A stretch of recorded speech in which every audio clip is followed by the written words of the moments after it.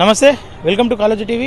ప్రస్తుతం hitech city ప్రాంతంలో ఉన్నాం. ఏదైతే రేవంత్ రెడ్డి దావోస్ పర్యటన తర్వాత ఈ ప్రాంతంలో ఉన్నటువంటి ఐటీ సైడ్ జాబ్ చేస్తున్న వాళ్ళందరూ కూడా ఎట్లా అభిప్రాయపడతా ఉన్నారు, రేవంత్ రెడ్డి తీసుకొచ్చినటువంటి నిధులు ఏ రకంగా ఉపయోగపడతాయి, లేదంటే ఇంకా అవసరాలు ఎట్లా ఉన్నాయి అనేది తెలుసుకునే ప్రయత్నం చేద్దాం. అన్న నమస్తే.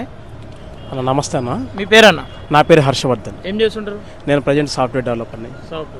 ఓకేనా. మన రేవంత్ రెడ్డి దావోస్ పర్యటన చేసిండు, దాని తర్వాత మళ్ళీ తెలంగాణకు తిరిగి వచ్చిండు, కొన్ని నిధులు అయితే తీసుకొచ్చినా అని చెప్తా ఉన్నాడు అమెజాన్ కావచ్చు, ఇంకొన్ని కంపెనీలు కూడా.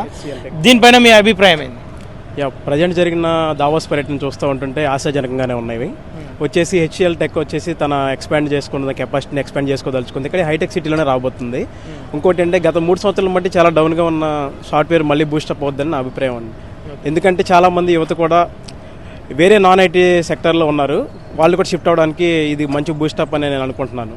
నా అభిప్రాయం అయితే బాగానే పాజిటివ్గానే ఉంది. ఇప్పుడు వరకు ఉన్న ఏదైతే డౌన్ ఫ్లో స్టార్ట్ అవ్వద్దని నా అభిప్రాయం అన్నాను. ఓకే, గతంతో పోల్చుకుంటే అంటే ఏమన్నా మెరుగుపడుతుందా ఐటీ, లేదంటే ఇంకా డౌన్ అయ్యే అవకాశాలు కనిపిస్తూ ఉన్నాయా? Present IT already grown up, so ఇప్పుడున్న స్టేజే అట్లా ఫ్లాట్గా వెళ్ళొద్దు, అంతేగాని అప్స్ అండ్ డౌన్స్ అట్లా ఏం రావు, ఫ్లాట్గానే ఇంకా మేబీ ఫర్దర్ ఫ్యూచర్కి గ్రోత్ ఏమైనా కనపడుతుంది, కానీ డౌన్ఫాల్ అయితే ఉండదని నా ఉద్దేశం. ఓకేనా. అటు అంటే కేటీఆర్, గతంలో కేటీఆర్ ఉండే, ఆయన దిగిపోయినాక ఐటీ మొత్తం పడిపోయింది అని చెప్తా ఉన్నారు కదా, అది వాస్తవమేనా? ఇట్లా సడన్ ఫాల్ అంటే ఏం లేదన్న, సడన్ ఫాల్ అంటే ఏం లేదు, నార్మల్గానే యాజిటీస్గా జరుగుతున్నాయి. ఏవైతే న్యూ అప్కమింగ్స్ అయితే ఇంకా రాలేదు, న్యూ ట్రెండ్స్ మరి రాబోతున్నాయి చెప్తున్నారు. గవర్నమెంట్ చేంజ్ వల్ల అంతా డౌన్ ఫాల్ ఏమైతే జరగలేదు నా ఉద్దేశం.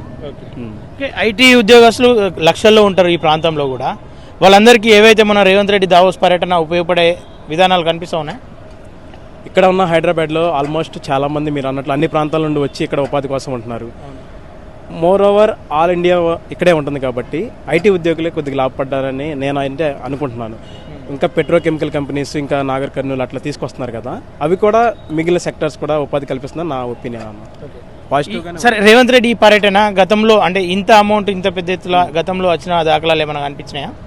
గతంలో కంటే ఈసారి ఎక్కువే వచ్చినాయని పెట్టుబడులు నేను కథనాల ద్వారా చూస్తూ ఉన్నాను. నేను కూడా చూశాను, ఆల్మోస్ట్ అన్ని ఆర్టికల్స్ చూశాను కాబట్టి బాగానే ఉంది, పాజిటివ్గానే ఉంది. గతంతో పోలిస్తే మెరుగైనవే పెట్టుబడులే సాధించుకోగలిగారు. మీరు చూస్తే మహారాష్ట్ర కావచ్చు, ఆంధ్ర కావచ్చు, మన తెలంగాణలోనే ఎక్కువ వచ్చినాయి కొద్దిగా గతంతో పోలిస్తే బాగానే ఉంది. ఓకే, ఫైనల్గా ఐటీ సైడ్ వ్యక్తిగా, సాఫ్ట్వేర్ డెవలపర్గా ఏం చెప్తావు ఈ ప్రభుత్వం మీద మీ ఒపీనియన్?